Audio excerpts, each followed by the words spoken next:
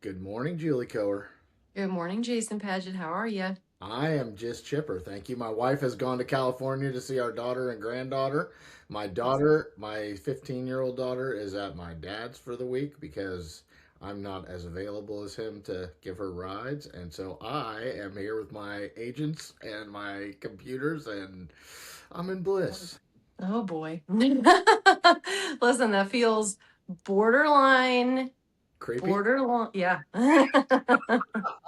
Yeah. Well, I have this new job with Chakra, and I absolutely love that. And there are more and more pop up AI networking things going on. So I'm actually not sitting behind a computer all the time. I'm spending a lot of time with other people, having coffee and conversations, and I got some consulting opportunities lined up. A brand new podcast that just launched today in the AGI Okay. Podcast Network, AI and the Humans in the Loop, talking to fellow vibe coders about what it looks like to be a non-developer developer in this new agentic world.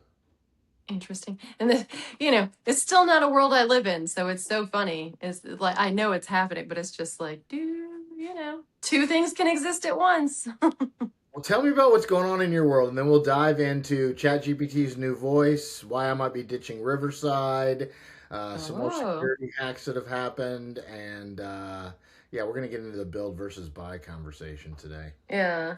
Well, I actually was home yesterday visiting my parents, but aside from that, I did see that the government took equity in 7 companies, AI-based companies, right? But it's not like I'm still doing research on it because they quietly announced that they were. It almost feels like Shark Tank, right? So like these 7 companies received taxpayer dollars in exchange for a non-vote equity in the company. So I don't understand quite all of that. However, I find that interesting because they're all AI companies. It's about chips. It's about, trying to incentivize US production of these things that we are lacking, right? So I thought that was interesting. Beep, beep, beep, beep, beep, beep. Newsflash, Julie Koehrer is ahead of Jason Paget on what's going on in What? AI. I do not know what you're What? talking about. I have heard the conversation in the background about them doing that, but I had no idea that that has happened. So is it Mag 7 companies like Meta, OpenAI, Anthropic, and NVIDIA, Microsoft, Google, or is it more? No, it's companies I actually wasn't familiar with, and it's through like the CHIPS Act, right? So that's how they kind of funded it.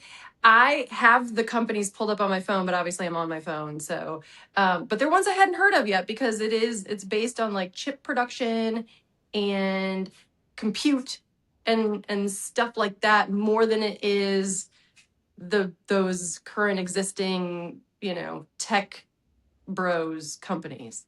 I love this idea. That is awesome. They're investing in the infrastructure that we need, and they're getting a little bit of equity for the U.S. government, and hopefully, in the long run, the American people, based on those investments. I hope that that plays out as well as I I can. hope, the things that we don't know is, who manages that money, how it's filtered through when it does, like those back end things that we as the public don't get access to.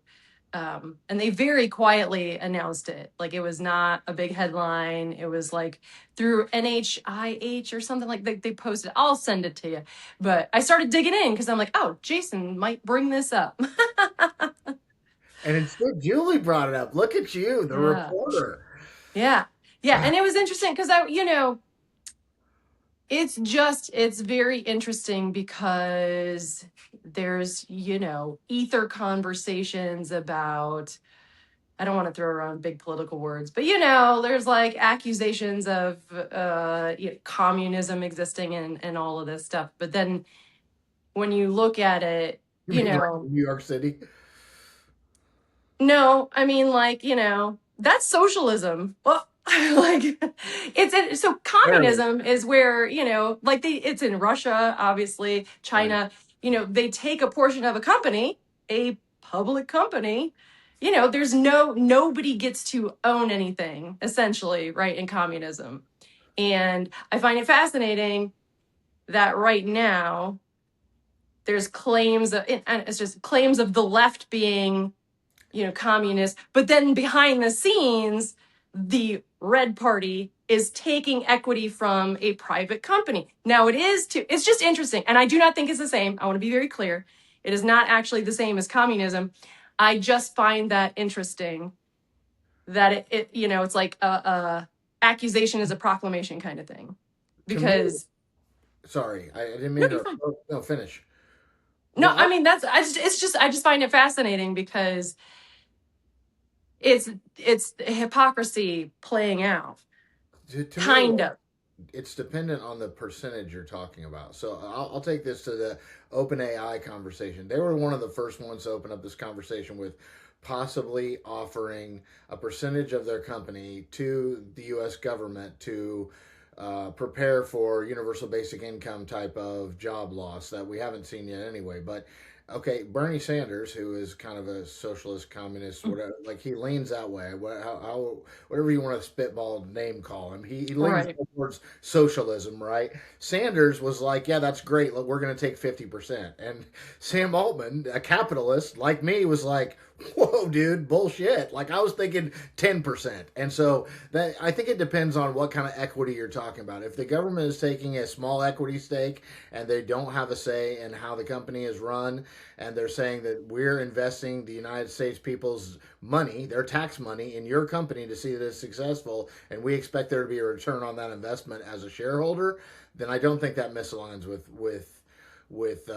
capitalism. I think if you say we want 50% of your company because we think you're going to disrupt our economy so much that we're going to need your help to support it, and that to me that's borderline social. That's not even borderline. That is very a socialistic idea. But that does not mean that in a post abundance, this is one of the things that I have been teasing with the whole AIs deployed in schools, right? I'm not sure that we're looking at AI. We're looking at AI as a lamp, right? You stick it in over the students' work, and they get a little more light on their work. You stick it over the teachers' work, and they have a little more work, a little more help with their work. And if you're supposed to be doing your assignment in the dark, but you're doing it in the light, you're cheating. Like this is not a lamp. This is electricity. This is a general purpose technology. These conversations need to become part of econ and government classes. Like, what does an economy look like in a post-abundance world? If humans are not necessary to do a large portion of the labor that they've been necessary to do for all of history, then how do we redefine social concepts like socialism, communism, capitalism? These are the pragmatic conversations I think we need to be having, because I don't disagree that some of those lines are blurred when it comes to our traditional ways that we define those three, but Mhm. that redefining them may be necessary in the future. I don't disagree with that at all. And I just find it interesting. And I'm not saying I disagree with it. I get it. It's my interest is in what is happening on the backside of that. Where is that money going? Because if it's going to fund more war, I don't want that. You know what I mean? If it's going to fund, what like, so that's the interesting piece to me. More the verbiage is like meh, whatever. So because I'm a high tides rise all boats Yeah. person. I've always felt that way, because we've also had an opportunity. I find it interesting that this is a decision that's being made now, when we've always had an opportunity before Citizens United or whatever to actually tax corporations at a higher rate than a person. Because right now, a corporation has a lower tax rate than me. So there's been this opportunity for more abundance from taxes from these companies that have made millions of dollars before the billions of dollars, right? You have companies that were making millions of dollars where we could have done the same sort of thing that we're kind of having more conversation about now. And I find that interesting. Yeah, and what you bring up does again kind of in my mind's eye redefine this whole idea of how we're empowering corporations. So we were doing it historically through tax breaks, right? Which we've discussed with data centers, which I completely disagree with. Like these people Right. need to build the damn data center. Don't treat them like a football team. Treat them like somebody who needs your property and get something out of them for it. But if we traditionally were using tax breaks to incentivize corporations, and instead we're taking tax dollars and investing them into the corporation, but asking for a return on our investment at the same time. Like that could be a new, more practical way of doing this, and have a better chance, as long as the government doesn't.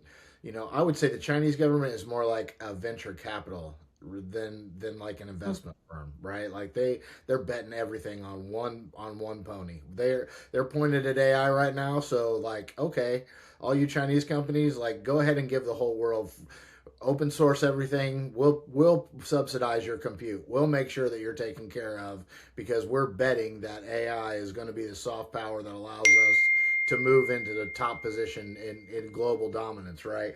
That's a little bit of a different strategy than we're going to take some of our tax dollars for businesses that we see as necessary to have a thriving economy and invest in them, and then expect a return as almost as a shareholder. So the American people become a shareholder in your company. So I mean, I don't dislike it. I want to learn more about it. I really appreciate you bringing it to light.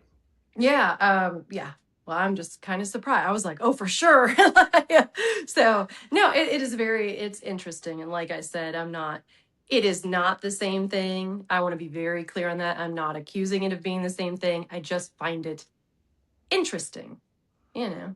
Well, the hypocrisy thing plays into a lot of what I've been thinking about lately. So I know you love, I know you and I share the love to point out hypocrisy, right? So Mhm. on one end, we have the open letter. There's two letters that have been signed. One recently, like 1,000 top scientists signed, basically, let's form a global slowdown because not only has OpenAI jailbroken, but now Anthropic looked and said, "Oh, let's make sure that our models didn't do that." And they found out a couple of them did, and they never even knew about it. So we are looking at some dangers, like just breaking into Hugging Face and stealing the answers to quizzes is one thing, but breaking into like a electrical grid and shutting something down, or the worst case scenario when they put these things together and kind of game theoried them out, if they were to accumulate power and get in an argument with each other, then it usually ends in global thermonuclear war. So I'm not trying to scare anybody, but we're at an inflection point where we need to make sure we have control of these things. So that's one letter. I agree with it 100%. The flip side is all this open source stuff that's coming out of China, and Xi Jinping gave a beautiful speech on open sourcing and democratizing knowledge for the world, and there started to be some hand wringing of the American companies, particularly the larger foundation model companies, because that really upsets their business model. And that hand wringing of "don't do this" resulted in the majority of the top AI science world saying, no, we do need open source. This is like Linux was to the internet. Like Microsoft is still a very, very viable product, but Linux is a free open source buildable form of the internet where you could do any of that. You need both in order to keep, so that you don't have a couple of companies that dominate everything, and we need to keep things in check. The one company that was latest to the table and that still seems to love to try to scare us into thinking that they need to be the ones that run everything is Anthropic, right? And so Mm. and they're also crying about the Chinese distilling their models, and I just think that's where the hypocrisy is. Like, so wait a minute, let me get this straight. What I hear you saying is you just lost like a $2 billion lawsuit for stealing a bunch of books and training your models on them. And you pretty much used the entirety of what existed on the web to build your models. So you distilled all human knowledge into this model that now you are pissed China is distilling into another model. So, like, Mhm. explain to me how that makes sense. How I should feel sorry for you. Right. No, that's interesting. Yeah, I agree. I mean, hmm. It's like when my teenager gets snotty and I like don't do something, and she's like, "Why are you treating me like this?" I'm like, "I'm not. You started. I'm just mirroring what you're doing, right? Should I be the bigger adult? Yeah, probably, but as an American company, like we should have been the bigger adults, and we weren't. We started the whole let's distill the entire internet and steal everybody's IP, and then now let's cry when another country does it to us. That I don't buy. Yeah. And it goes Well, further. Go ahead. No, oh, no, go ahead. no, it's just, it's, again, just interesting human behavior, because at the end of the day, that, like, you're right. Like, it's all nothing, truly nothing ever is like not borrowed from somebody else, or not, so to claim that like you're the only person that can do this thing when you've already pillaged what you can't is a bit obnoxious. Obnoxious is a great word for it. It goes back to those little cliches that I always hated growing up. Like whenever you're pointing a finger at somebody, there's three fingers pointing back at you. Like Yep. there's a lot of truth to that. There is. Well, like, I love it because it's human psychology at its finest. But they talk about, if there's something in somebody else that bothers you, it's, again, the finger thing, right? It's because it reminds you of something in yourself that you don't like. And Yes. it is just, it's so spot on. It's just so spot on. Well, before I give you my like, aha, this was awesome moment, I want to dive into a slight bit more what I would consider hypocrisy, and I don't want to hear you cry down the road Mm, conversation I had, which was Riverside, which I have touted on this podcast. It's what we've used to record, right? And yeah. not too long ago, I tried to figure out if I could get Codex ChatGPT to edit some of my videos on Riverside for me, to kind of take part of that production process, or like to take screenshots and then give that to ChatGPT and build the thumbnails, kind of take myself out of some of that production loop that's a little more tedious and stuff we do all the time. And it wasn't able to get into Riverside very well or navigate it. So it discovered that those kind of tools actually exist on my Mac, and was able to somewhat half-ass do that. It didn't take it took the vertical and put it in a landscape, so that it was like a small vertical in the middle of a landscape. And I never had time to finalize that, right? But in the back of my mind, this 3-4 weeks ago, I'm like, oh, so there's some functionality on my Mac that actually Codex could use to do a lot of the stuff that happens on Riverside. And I even wrote somewhere, I have a build or buy list, right? Should I try to build this, or should I continue to subscribe to it? And I put that like at the bottom of my build or buy list for around October, November, when my annual membership comes up, just to think about. And then like the next day, that they announced that there was going to be an MCP connector for Riverside, which basically allows you to take any of your AI tools and connect them to Riverside, so that they can get in there and navigate it really easily, right? If you have Mhm. an MCP connector, like Google's had an MCP connector to all of those platforms, so I can just have them go in, look at my email, answer my email, like that's all wonderful. It's all seamless. So I got really excited, and then it came out. I saw, and I went into a Codex yesterday, and I was like, "Hey, connect the MCP server to Riverside, because I am going to publish this new podcast, and you are going to screen record me doing every single thing that I do. And then, since you have an MCP server, you're going to do it going forward." And so it kept trying to connect, trying to connect, trying to connect. It's like it won't let me connect, and I said, Mm. "Okay."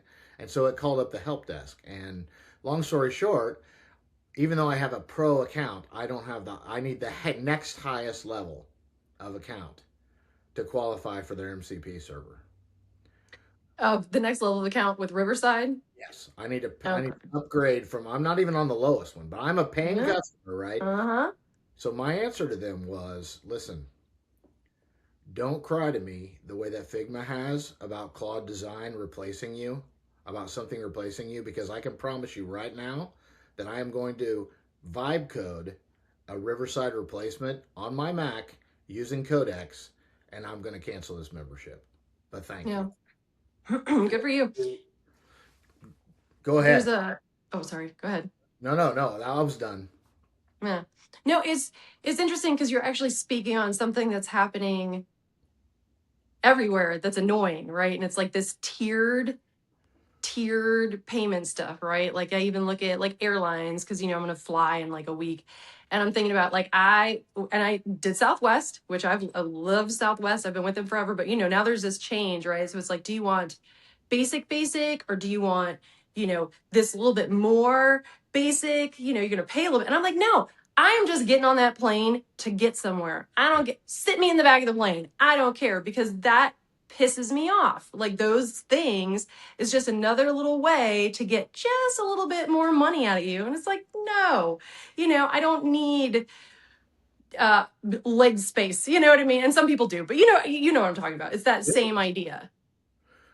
I do, but this vibe coding thing is going to upset a lot of those people. Like CRMs, all these products. Like if you don't have a gigantic company, and if you really know what your use case is, you can spin up a lot. You can replace a lot of these apps. So if I was them, I would not be like nitpicking with customers. If you have a paying customer, appreciate that they're a paying customer. If you have free customers, I'm all in with you. Like whatever you decide that you want to take from them in exchange for using your platform, whether it's data or functionality or whatever. Like if I'm getting something for free, I really can't complain that much about what the UI UX of it is. But if I'm paying you, it's over. I think it's $300 some a year that I pay at least for this Riverside product. Like Yeah. more, you just lost a customer. You lose enough of those, and you'll feel it. It adds, of course, it adds up. And I'm pro hurting big business. I know that's a terrible thing to say, but because they've been hurting us for years, like come on. I It's love it. it's out of control, and we are just you're going to have me talking about something that's coming down the pipe, but we are just at this weird point in time where the auto industry is looking to move to a subscription based kind of thing. And that will get me worked up. I already get worked up about it because they want you to pay for like radio, and radio has been free and accessible to people for over 100 years. So for you to have it as an add-on just chaps my ass. Plus, people should have access. This is how you get emergency information, like all these things. And of course, I'm biased and all that. But the thought of like the next time I go to buy a car in 5 years that I'm now going to have to pay for things that have always come with cars is insanity to me. You know what? I'm going to make you even madder, and then I'm going to Okay. send you a gift. Oh, good. I'll tell you the gift first. So Ezra Klein just did like a 13-minute review of the Odyssey and talked about how it points at how crazy Elon and Donald Trump and all these things are, and how the guy who produced this modern day Odyssey movie like really pointed to the inflection point that we are in American history, to where we have kind of fallen for the snake oil salesman and fallen in love with that. And if we don't shift courses, that's going to be very problematic. And it really points to the stories that are in the Odyssey. So it's only like 13 minutes. I'll send it to you. I think you'll really enjoy it. I already wanted to see the Odyssey. Now I want to see it more. But I will tell you that Apple is looking at the same thing. Now that chips are more expensive, they are looking at doing like a full on like loan or lease your Mac, lease your iPad, lease this, and with an automatic shut off switch if you get behind on your payments. Of course. Of course. It's so gross. It's just gross. I don't disagree with the shut off switch, so I'm not gonna lie. I think that's brilliant as a business. I don't disagree with that either. But I'm just saying it in general is so gross because we give this sense of like you have to have this in order to survive. And so spend your money even if you don't have it. And then if you get behind. Now, the good news is if they shut it off, that's much better than getting a high interest charge or something like that, right? Like that is absolutely, I think, a little bit of consumer protection there, in a way. But like, It's it's better than just, repossession too, right? If they shut your car down instead of repossessing it, then you have to pay that a gigantic fee to get your car. I guess it depends on what the fee is to get it turned back on. They should have right. it, so as long as you get your bill back up to balance, your Mac turns back on, like or your device Yeah. turns back on. I don't disagree with that. I'm with you on this whole idea. Like, when the hell did a phone start costing like $1,800? Ah. Mhm. I mean, I started thinking like, from the hardware device standpoint, I started thinking like maybe an AI infused device that doesn't have this gigantic app store and all these things would be less. Would be. I don't know, but this is the story that I wanted to share with you. That was my aha moment, Okay. and I have not had a ChatGPT moment in a long time. I Okay. told you last week that that ChatGPT voice was my buddy Harrison's like mind blown, because now there's two different ways that voice interacts with you. There's a front end voice model that's talking to you, and then there's a model running behind it that's actually doing whatever you're having in the conversation, so it doesn't get interrupted and it doesn't have to be iterative, and you don't have to wait for it to complete a task before you continue the voice conversation. So it truly is like this Jarvis type communication, which is really cool, and I like it. I knew about it a while ago because Thinking Machines Labs has been working on it for a while, and I was expecting it to come out. What I didn't know about, so picture me sitting in my room, 10 o'clock Friday night, 9:30 Friday night. I'm doing some work. I'm building some things out. I realize I got to go pick up my daughter, who's babysits in Westfield, 20 minutes away. I got to stop what I'm doing. I'm like, okay. I get in the car. I start heading up there. I'm thinking to myself on the way up there, I really would like to get some more done tonight before like I kind of crap out for the night and lay down to watch the last episode of Cape Fear and don't get anything else done. But I'm getting on that like that end of the night feeling where you're like, whatever, I'll do this tomorrow, right? I'm Mm-hmm. kind of getting there already. And so 5 minutes from the house, she texts me. The lady says she's going to be a half an hour late. I'm sorry, you're going to have to wait out in the road. So then I'm pissed. I'm like, people have no respect for other people nowadays. Like, does this lady think that I have nothing else to do? She should be driving my kid. That's the way it was when I was a kid. Like, we drove the babysitter back and forth, not the babysitter's parents brought them. And I'm just in my little poor me Jason head, and I'm like, this is it. Like, by the time I get home, there's no way I'm going to want to work. And I open up ChatGPT, and there's a dispatch button in there, and I'm like, I've never really tried this. Apparently, you can control your Mac through your apps on your phone. I'm like, what the hell? I'll give it a shot. Now I'm thinking, I earlier that day was at a training that I recorded and had a conversation afterwards from it about how using Slack in my computer to get my agents to talk to each other is annoying because I have to go tell each of them to check Slack every time or put them on a heartbeat and then remember to turn it off where they check Slack every X number of minutes. And a buddy of mine said there's a brand new product out and that will fix that. And I kind of dismissed it. I was like, okay, maybe I'll check that out. Like I had so many things going, maybe I'll check that out. But I remembered it, and I remembered that it was part of the conversation. I didn't remember the product, so I open up ChatGPT and I say, from my understanding, you can control my Mac, which is still on. I turned on Google Caffeine. There's a voice memo in my voice memos from it's probably the second recording today where a buddy of mine talked about an app that could fix our Slack problem. See if you can find that. Look up that app and tell me if it would work. And long story short, it's already been a long story. 45 minutes later, when I get home, that app was fully deployed on my computer. And my agents were working on it, and I watched all this happen on my telephone from Mm-hmm. 20 minutes away from my computer. It did research, it dug around, couldn't figure out what the word was he was saying for the app, but notice who he said published it. So looked that up, figured out what the app was, downloaded the app to my computer, created a test environment, tested the app, and then deployed it. And by the time I sat down, was ready to go back to work, and I was not tired anymore because I was so damn excited about what I just Of watched. course. Of course you were. Tell me that's not Interesting. going to change the world, though. You can control your computer and do work in multiple platforms Mhm. by just telling your phone to make it happen. Yeah. Well, we'll continue to see because when we have these conversations again, sometimes I feel behind and sometimes it's just like, yeah, I don't see where in my life I will need that. That doesn't mean that that's not true, right? It's just, I'm like, I don't know what that would look like for me. So, You're at the gym and you realize that you didn't send an email or that you didn't even check your emails today, and you pull up Codex and you're like, hey, go through my emails and tell me what I have due and what you will suggest drafting, and then report back to me in voice through my earphones what that is. And then when it does, you're like, yeah, send this one. No, don't send that one. Change this one a little bit. Thanks. And all that's done while you're on the treadmill.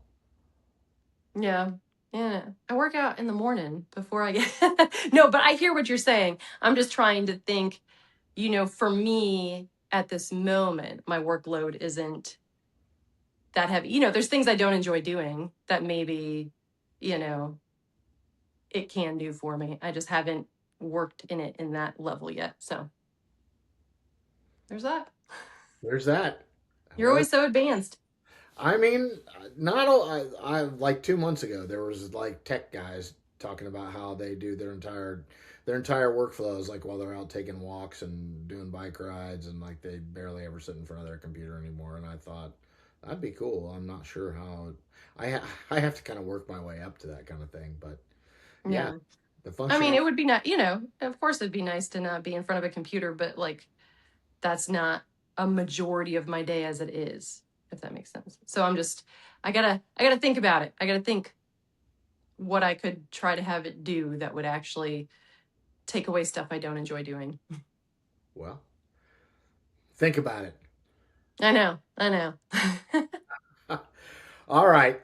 You got anything else for me? That's all my news and complaints for the week. Yeah, same. No, but send me that 13-minute thing. I am going to. Okay. I thought of you as I listened to it. I was like, yeah, I get his points. I agree and disagree with some. I mean, I don't disagree with the narrative. I disagree with pointing the fingers at Trump and well, not Trump really, but at Elon as like just the staples. Like I think that's everywhere. I think that's on the left. That's on the right. Like we just. I think the two biggest problems that we have in this country is that we are rage baiters. We just love whatever rage baits us, and we are consumers and not creators. And between the two of those things, if we don't pivot them, they are going to bite us in the ass really hard someday. Oh, I mean, 100%. And I feel like you can feel it. It's kind of at a tipping point. In general, it just feels that way, right? Like, I don't know. Yeah, you're right. But yeah, if we could do away with the whole two-party thing and that's the only thing that exists, and you know, like we had when we started this whole conversation, if we can even just take out some of this language like socialism, communism, capitalism, and rework what those actually look like, where everybody's winning, you know, it could be a different daily existence. If we could at least lower the temperature of the water. I mean, I'm a little bit Yeah. older than you, but it seems to me maybe I just had a wrong perspective as a kid. But as a child in the late 70s, early 80s, my perspective on the difference between one political party and the other was they both kind of wanted the same thing. They just couldn't always agree on the best way to get there. Hmm. And we've gotten away That's from what it seemed like. Yeah. I we've think we've lost the plot on that a bit, you know. yeah, you could say that again. Yeah. A bit. Yeah. It's not about the people anymore. It's just not, but it's all right. It could be. I mean, I Could be.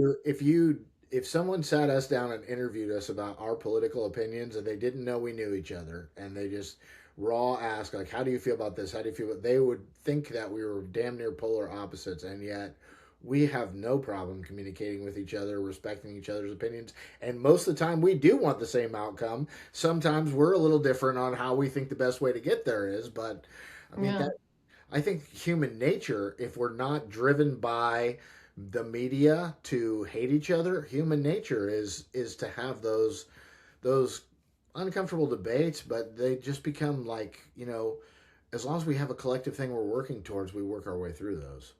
Yeah. I agree.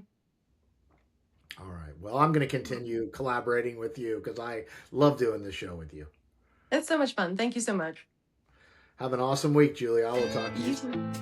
Thanks, Jason. Bye.